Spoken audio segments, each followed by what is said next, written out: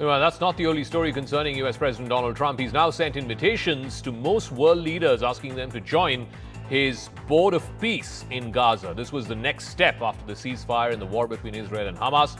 Trump, of course, will be the chairman of the board. Other members include his Secretary of State, Marco Rubio, Steve Witkoff, his special envoy, his son-in-law, Jared Kushner, who also played a role in that ceasefire between Hamas and Israel, and former British Prime Minister Tony Blair. Prime Minister Narendra Modi has also been invited to join the Board of Peace, along with Pakistan Prime Minister Shahbaz Sharif. But a seat in the Board of Peace does not come cheap. It's got a pretty steep price tag at $1 billion. So the question is, should India be part of this Board of Peace, or is this, seemingly on the face of it, yet another Trump vanity project? Now, India faces this strategic choice. Should it join the International Board of Peace for the reconstruction of Gaza, or should it stay out? Trump's Gaza board is positioned as an alternative multilateral forum, one where decisions could move faster than the United Nations. India has had its own sort of peeve with the UN and how slow and unreformic the UN body has become. India's presence in the Board of Peace would ensure that it has a seat at the table that is shaping the post-war outcome in Gaza. Critics, on the other hand, say that this looks like yet another Donald Trump vanity project, which is built around personal diplomacy rather than institutional legitimacy. Participation could help out some creases in the tariff and trade negotiations with the US. Remember, India and the US are yet to resolve their trade differences and arrive at a trade agreement. This is at a time when India has been pushing for further market access as well as supply chain stability. But Prime Minister Modi importantly skipped the Gaza peace ceremony that happened in October 2025 in Egypt. That was a move that was widely read as India's reticence or reluctance to be seen endorsing any kind of parallel peace process. And here's the most important consideration as far as India is concerned, which is the third and most important factor, the Pakistan factor. Pakistan, too, has been given an invitation to join this proposed Gaza board. If India stays out, it risks conceding diplomatic space to Pakistan. It allows Islamabad greater visibility and influence on the geopolitical stage on a sensitive issue such as the future of Gaza. But the $1 billion price tag that ultimately has to come from the taxpayer, is that money worth it? Using taxpayer money for an informal, non-UN framework may also raise serious questions about propriety, accountability, and priorities. I want to go across to Ms. Brigitte Gabriel. She's the founder of Act for America and an author, and also it's a leading advocacy group that opposes Islamic extremism. I want to start off, thank you very much, first of all, for joining us here on News 18.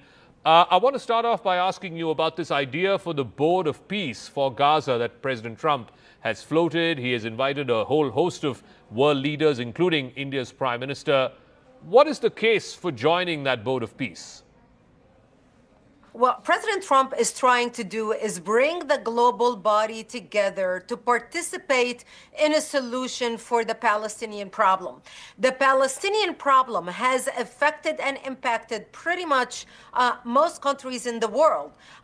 We have seen the riots break out all over Western countries. We have seen the ramification in the Arabic world, in the Middle East, in Africa.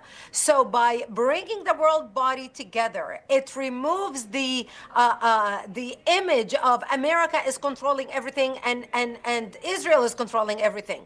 And it puts the Arab world as well as the Palestinians at ease to know that this is a global project by the global community to ensure the safety and security and prosperity of the Palestinian people so they can have a chance to basically live in peace, educate their children, avoid the killing generation after generation. And it gives the world global body the pride of being able to come together and through teamwork coming up with a solution that truly actually impact peace and brings peace to the Middle East. But Ms. Gabriel, as far as India is concerned, there is a touchy issue, which is that President Trump has also invited the Prime Minister of Pakistan. And India and Pakistan, have had a long-running arch rivalry, including early last year.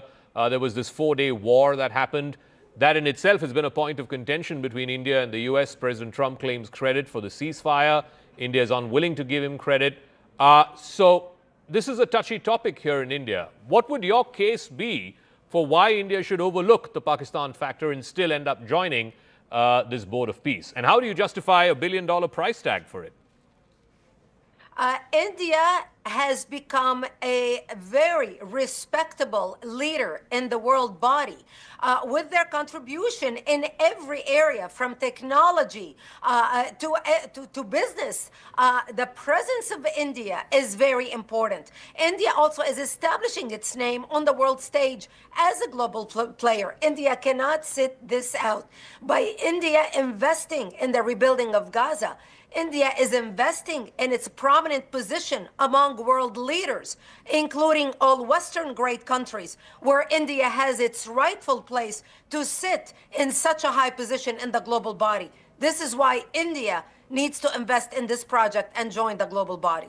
What would your argument be to those who say the reason why there is no peace in Gaza is because Israel continues to violate the ceasefire and continues to kill people, and its grand plan, at least if you were to believe some of the more extreme coalition members of Prime Minister Netanyahu's government, is to drive out every single Gazan out of that territory? And that is simply unrealistic, if not immoral. Well, Israel in 2005 withdrew out of Gaza and ceded all the territory to the Palestinians.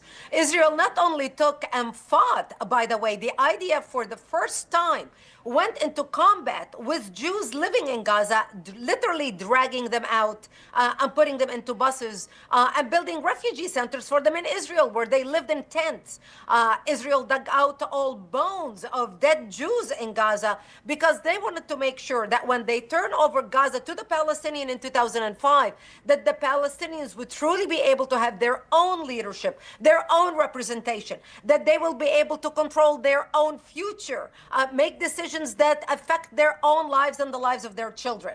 And so for 20 years, Israel completely took its hands off. But what Hamas built, the Palestinians ended up electing Hamas, and Hamas continued straight control of the territory. And with all the billions of dollars that came into Gaza, instead of turning Gaza into Singapore, they invested the money in building it into a very strong terror infrastructure with tunnels underneath Gaza, bigger than the subway system in New York City.